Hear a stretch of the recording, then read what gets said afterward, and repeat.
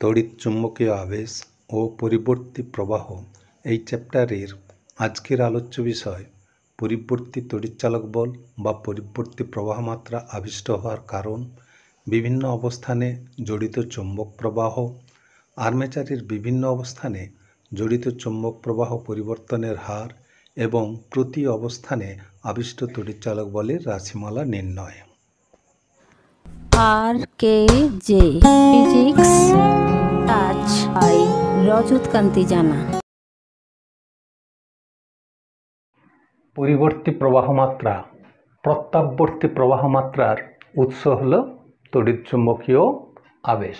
ফ্যারাডের প্রথম সূত্রে যে বলরেখার পরিবর্তন হলেই বদ্ধ বর্তনীতে কী হবে, তড়িৎচালক বল আবিষ্ট হবে। তা সেটা আমরা পরপর একটা পরিবর্তিত রূপে নিয়ে যাচ্ছি। একটা চৌম্বক ক্ষেত্রের ভেতরে তার উত্তর মেরু থেকে দক্ষিণ মেরুর দিকে চৌম্বক প্রবাহ প্রবাহিত হচ্ছে। সেখানে যদি আমরা একটা পরিবাহী দণ্ডকে ওঠানামা করাই, তার মধ্যে কি হয়, একটা তড়িৎচালক বল আবিষ্ট হয়। এখান থেকে যদি আমরা একটা বহির্বর্তনী যোগ করে দিই, তাতে আমরা কারেন্ট সৃষ্টি হচ্ছে। এবার এটাকে আমরা আরেকটু মডিফাই যদি করি, আমরা একটা দণ্ড না নিয়ে যদি একটা আর্মেচার নিই, চুম্বকটাকে স্থির রেখে চৌম্বক প্রবাহের ভেতরে যদি একটা আর্মেচারকে আমরা ঘোরাতে থাকি, তাহলে কী হবে, আর্মেচারের দুটো বাহু কাট করে করে যাবে। একটা বাহুর কথাই যদি ভাবি, সেইভাবে উঠছে নামছে, আবার উঠছে নামছে, এইভাবে যদি আমরা আবর্তন করতে থাকি, তাহলে চৌম্বক বলরেখাকে কাট করে করে যাবে। তাহলে কাট করে যাওয়া মানেই কী হবে, এটাতে একটা তড়িৎচালক বল আবিষ্ট হবে। এবং দেখা যাবে একটা ঘূর্ণনের অর্ধ ঘূর্ণনের যেদিকে কারেন্ট হবে, বাকি অর্ধ ঘূর্ণনে কী হবে, বিপরীত দিকে কারেন্ট হবে।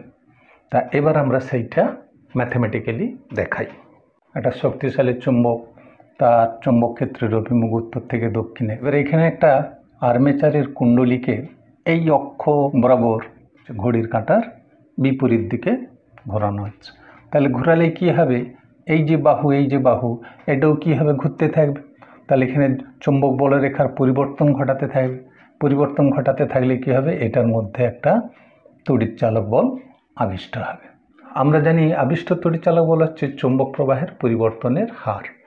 তাই এখানে এই কুণ্ডলীর তলে কত চৌম্বক প্রবাহ নির্গত হচ্ছে সেটা যদি বের করি, যদি এই আর্মেচারের ক্ষেত্রফলটা এ হয়, এখান থেকে যে চুম্বক আবেশ সৃষ্টি হচ্ছে সেটা যদি বি হয়, তার আমরা এই ডেফিনেশন অনুযায়ী জানি প্রতি একক ক্ষেত্রফলে যতগুলো আবেশ রেখা নির্গত হচ্ছে।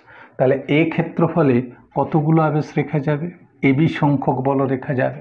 এটা যদি একটু অ্যাঙ্গেলে থাকে, তাহলে এটা ডট প্রোডাক্ট হবে, এবি কস থিটা। লম্বভাবে থাকলে এবি হবে। এই আর্মেচারটা যদি এন সংখ্যক পাকের হয়, তখন এন সংখ্যক ক্ষেত্রফল হবে। তাহলে টোটাল চৌম্বক প্রবাহ হবে N into A dot B. তাই এটা ডট প্রোডাক্ট মানে এটা একটা স্কেলার রাশি, চৌম্বক প্রবাহটা স্কেলার রাশি। তাহলে এই কুণ্ডলীতে জড়িত চৌম্বক বলরেখার সংখ্যা আমরা এই ফর্মুলাতে পেতে পারি, N A B cos theta. পাক সংখ্যা যত বেশি হবে, জড়িত চৌম্বক প্রবাহ তত বেশি হবে। ক্ষেত্রফলটা যত বড় হবে, তাতে জড়িত বলরেখার সংখ্যা বেশি হবে, বা চৌম্বক আবেশের মান যত বেশি হবে, জড়িত চৌম্বক প্রবাহের মান বেশি হবে। তারপর অ্যাঙ্গেলের উপর নির্ভর করবে। আর্মেচারটা যখন চৌম্বক ক্ষেত্রের সঙ্গে লম্বভাবে থাকবে, এর মধ্যে লম্বভাবে যে চৌম্বক প্রবাহ যাবে তার পরিমাণটা বেশি হবে।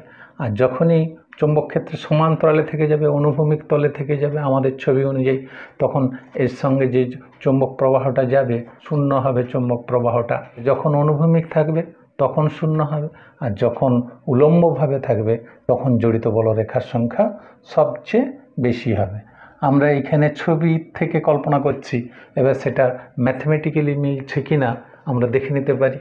যখন থিটার মান 0 ডিগ্রি, এর তলটা তখন উলম্বভাবে আছে। এই তলের ভেক্টরের অভিমুখ কিন্তু এর লম্ব বরাবর।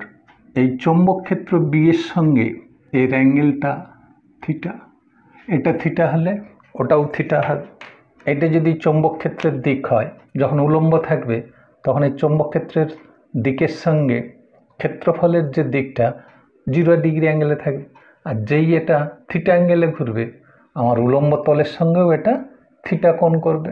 এটা যত ডিগ্রি হবে এই থিটাটাও তত হবে। ক্ষেত্রফলের অভিমুখের সঙ্গে চৌম্বক ক্ষেত্রের অভিমুখ যদি থিটা করে থাকে তখন কি পজিশনে তলটা থাকবে? উলম্ব পজিশনে। যখন এই ক্ষেত্রফলের অভিমুখটা চৌম্বক ক্ষেত্রের সঙ্গে লম্বভাবে থাকবে তখন কুণ্ডলীর তলটা অনুভূমিক তলে থাকবে। আবার যখন এটা 180 ডিগ্রি ঘুরে গেলেও তখন উলম্ব হয়ে যাবে, তা ঘুরে আবার 270 ডিগ্রি হয়ে যাবে, তখন আবারও অনুভূমিক হবে, তারপরে 360 ডিগ্রি হলে আবার উলম্ব হয়ে যাবে। এই হলো কুণ্ডলীর পজিশন। সেই অনুযায়ী আমরা জড়িত চুম্বক প্রবাহের মানটা কত হবে সেটা আমরা দেখতে পারি। যখন থিটা 0 cos 0 ডিগ্রি সমান 1, তাহলে সেই সময় জড়িত চুম্বক প্রবাহের মানটা কত হবে? NAB। এই লম্বভাবে থাকা মানে এর সঙ্গে লম্বভাবে যতগুলো বলরেখা যাচ্ছে তার সংখ্যাটা সবচেয়ে বেশি হবে। আবার যখন থিটাটা 90 ডিগ্রি হবে, যখন এইরকম থিটাটা 90 ডিগ্রি হবে, চৌম্বক ক্ষেত্রের সঙ্গে ক্ষেত্রফলের অভিমুখটা যখন 90 ডিগ্রি কোণ করবে, যখন কুণ্ডলীর তলটা অনুভূমিক তলে থাকবে, তখন কি হবে ম্যাথমেটিক্যালি? তখন আমরা কি পাবো? ফাই সমান পাবো cos 90 ডিগ্রি মানে 0, মানে ফাই সমান 0। তখন ওর সঙ্গে যেহেতু অনুভূমিক তলে আছে, সমান্তরালে আছে, সুতরাং কোনো বলরেখা ওকে কাট করবে না। এবার থিটা যখন 180 ডিগ্রি হবে, এটা যদি কুণ্ডলীর তল হয়, এটা 0 থেকে 180 ডিগ্রি, এইরকম কুণ্ডলীর তলটা আবার কি হয়ে যাবে? উলম্ব হয়ে যাবে। cos 180 ডিগ্রি -1, তখন ফাইয়ের মান হবে -NAB। তার মানে নেগেটিভ দিকে সবচেয়ে বেশি সংখ্যক বলরেখা নির্গত হবে। এবার থিটাটা যদি 270 ডিগ্রি হয়, কুণ্ডলীর তল উলম্ব ছিল, ক্ষেত্রফলের অভিমুখ এটা 0 ডিগ্রি ছিল, 0 থেকে 90 ডিগ্রি, 90 ডিগ্রি থেকে 180 ডিগ্রি, 180 ডিগ্রি থেকে 270 ডিগ্রি, তার মানে কুণ্ডলীর তলটা এখন অনুভূমিক তলে আছে, তার মানে কাট করা বলরেখার সংখ্যা কি হবে? 0 হবে। cos 270 ডিগ্রির মান হচ্ছে 0, তার মানে ফাইয়ের মানটাও 0 হয়ে যাবে। এবার যদি থিটাটা 360 ডিগ্রি হয়, 270 থেকে আরও 90 ডিগ্রি ঘুরলে 360 ডিগ্রি, মানে ঠিক আগের পজিশন চলে এলো। cos 360 ডিগ্রির মান কত হবে? 1 হবে। তাহলে ফাই সমান হয়ে যাবে +NAB, আবার সর্বোচ্চ মান পাবো। অনুভূমিক তলে থাকা মানে 0, লম্বভাবে থাকা মানে জড়িত চুম্বক প্রবাহের মান সবচেয়ে বেশি। এই ঘূর্ণনের পজিশন অনুযায়ী জড়িত চুম্বক প্রবাহ কেমন হচ্ছে সেটা যদি একটা ছবির মাধ্যমে দেখাই, কেবলমাত্র এই PQ অংশটাকে এঁকে দেখাচ্ছি, ডায়াগ্রামের সাহায্যে দেখালাম। এবার এর মধ্যে এই ঘূর্ণনের ফলে যে চুম্বক বলরেখার পরিবর্তন হচ্ছে, পরিবর্তনের ফলে কী হবে? এতে তড়িৎচালক বল আবিষ্ট হবে। তাহলে এই তড়িৎচালক বলের মানটা কখন বেশি হচ্ছে, কখন কম হচ্ছে, সেটাও আমরা ম্যাথমেটিক্যালি দেখাতে পারব। আমরা আবিষ্ট তড়িৎচালক বল এক্সপ্রেশনটা জানি, E সমান -dφ/dt। ওমেগা হচ্ছে কৌণিক বেগ, একক সময়ে যে কোণ রচনা করে, আর টি সময়ে কতটা কোণ রচনা করবে সেটাই হচ্ছে থিটা। তাহলে থিটা সমান ওমেগা টি। তাহলে এইটাকে যদি আমরা সময়ের সাপেক্ষে ডেরিভেটিভ করি, তাহলে কি হবে? এই ওমেগা টি থিটা, আমরা যেহেতু এটাকে থিটা দিয়ে করেছি, ওমেগা টি না দিয়ে আমরা থিটা দিয়েও বলতে পারি। তাহলে এটা হলো চৌম্বক প্রবাহের পরিবর্তনের হার। তা এবার 0 সময়ে তাহলে আবিষ্ট তড়িৎচালক বল কত হবে? এখানে আমাকে 0 বসাতে হবে, sin 0 0, তার মানে আবিষ্ট তড়িৎচালক বলের মানটা 0 হচ্ছে। এখানে যদি আমরা sin 90 ডিগ্রি বসাই, sin 90 ডিগ্রির মান 1, তাহলে তখন আবিষ্ট তড়িৎচালক বলের মান সবচেয়ে বেশি হচ্ছে। থিটাটা যখন 180 ডিগ্রি, sin 180 ডিগ্রি 0, তার মানে আবিষ্ট তড়িৎচালক বলের মান 0 হয়ে যাচ্ছে। আর যখন থিটাটা 270 ডিগ্রি, তখন ওইটার মান হয়ে যাচ্ছে -1, তাহলে E সমান হয়ে যাচ্ছে -NAB ওমেগা। আবার যখন থিটাটা যখন 360 ডিগ্রি তখন আবার সাইন 360 ডিগ্রির মান 0, তাহলে ই এর মান 0 হয়ে যাবে। তাহলে আমরা দেখতে পাচ্ছি জড়িত চৌম্বক প্রবাহ যখন বেশি তখন কিন্তু আবিষ্ট তড়িৎচালক বলের মান 0 হয়ে যাচ্ছে। আবার যখন জড়িত চৌম্বক প্রবাহের মান 0 সেই সময় আবিষ্ট তড়িৎচালক বলের মান সবচেয়ে বেশি। তাহলে এখানে আমাদের একটা ডাউট থেকে যেতে পারে, অনেকের এই জায়গাটা ক্লিয়ার হয় না। এর ক্লিয়ার করার ব্যাপারটা দেখো, একটু ফিজিক্যালি যদি আমরা 3 ডাইমেনশনাল ফিগারটা কল্পনা করি, এইটা একটা যদি আর্মেচারের কুণ্ডলী হয়, এটাকে যদি এইভাবে আমরা উলম্ব তলে রাখি তাহলে জড়িত বলরেখার সংখ্যা বেশি হচ্ছে, কিন্তু আমাদের আবিষ্ট তড়িৎচালক বল কার উপর নির্ভর করে? জড়িত বলরেখার উপর নয়, জড়িত বলরেখার পরিবর্তনের উপর নির্ভর করবে। কতখানি বলরেখাকে প্রতি সেকেন্ডে কাট করছে, খুব সামান্য ডিটি পরিমাণ সময়টা যদি সময় খুব কম ধরি, খুব কম সময় এইটুকু গেল, এখানে যে তলটা রচনা করবে সেই তলটা প্রায় সমান্তরাল থেকে যাচ্ছে চৌম্বক ক্ষেত্রের সঙ্গে, তাহলে কোনো রকম বলরেখাকে কাট করছে না, বলরেখা পরিবর্তনের হারটা 0, তার মানে আবিষ্ট তড়িৎচালক বল 0 হবে। তাহলে সবচেয়ে বেশি কোন জায়গায় কাট করা বলরেখার সংখ্যা হবে? এই অনুভূমিক তলে থাকাকালীন যে বাহুটা যে ক্ষেত্রফল রচনা করবে সেটা একটা উলম্ব তল, এবং উলম্ব তলে জড়িত কাট করা বলরেখার সংখ্যা সবচেয়ে বেশি হবে। তারপরে যখন অ্যাঙ্গেলে যাচ্ছে, এই রকম জায়গায় যখন থেকে যাচ্ছে, ক্ষেত্রফলটা বাঁকা হচ্ছে, তার উলম্ব উপাংশ নিতে গেলে কমে যাবে, তার মানে কাট করা বলরেখার সংখ্যা কমতে থাকবে। স্থির অবস্থায় ভাবলে চলবে না, আবিষ্ট তড়িৎচালক বলের ক্ষেত্রে ভাবতে হবে এটা ঘুরতে আছে, ঘুরতে থাকাকালীন ও কীরকমভাবে বলরেখাকে কাট করছে। এই আবর্তনশীল অবস্থায় যখন উলম্ব তলে থাকবে সেই সময় যে ক্ষেত্রফল এখানে রচনা করবে সেই ক্ষেত্রফলটা কিন্তু অনুভূমিক তলে হচ্ছে, এখানেও হচ্ছে, এখানেও হচ্ছে। অনুভূমিক তলটার সঙ্গে বলরেখার কোনো পরিবর্তন হচ্ছে না। আর যখন এইভাবে থাকছে তখন কিন্তু যে তলটা রচনা করছে সেটা কিন্তু উলম্ব তল, সেখানে কাট করা বলরেখার সংখ্যা সবচেয়ে বেশি হবে।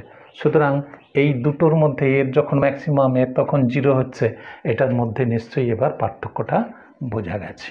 এই পরিবর্তী আবিষ্ট তড়িৎচালক বলের মান কোন কোন বিষয়ের উপর নির্ভর করে, তাই এই আমরা রাশিমালা থেকেই পেয়ে যাব।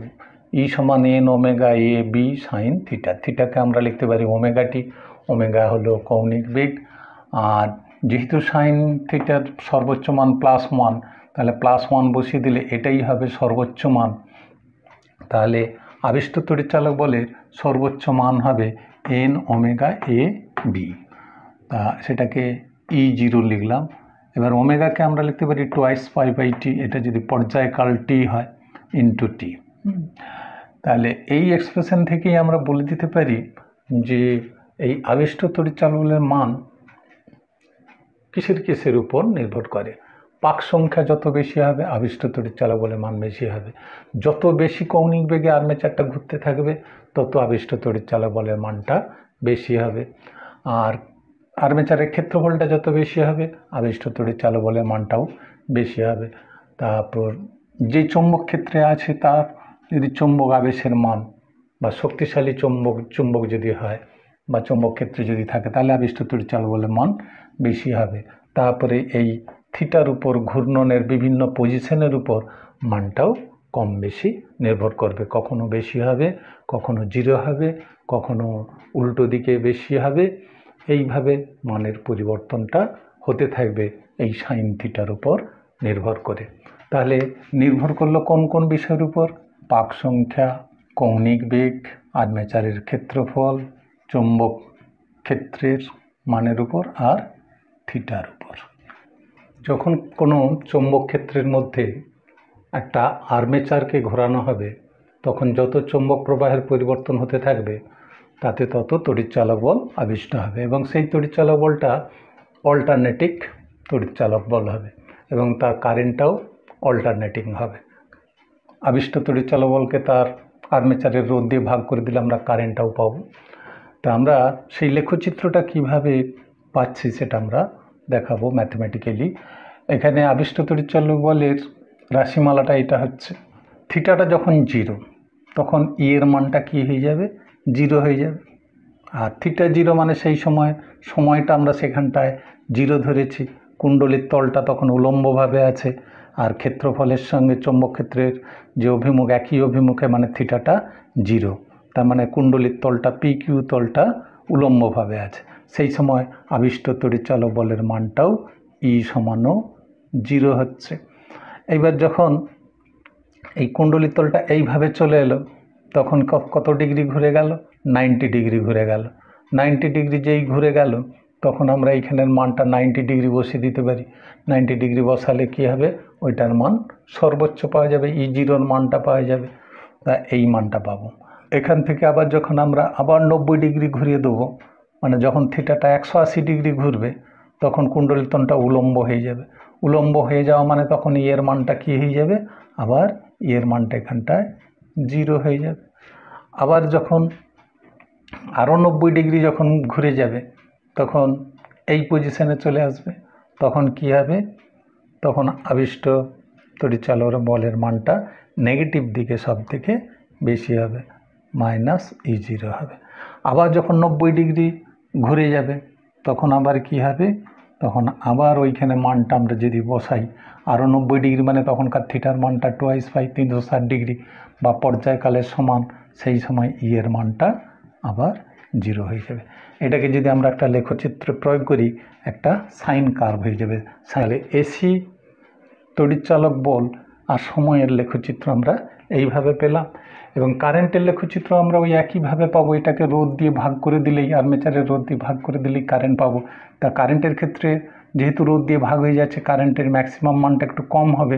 লেখচিত্রটা একই নেচারের, কিন্তু একটু ছোট সাইজের হবে, কিন্তু সমদশায় থাকবে, একই সময়ে জিরো হবে, একই সময়ে ম্যাক্সিমাম মানে আসবে।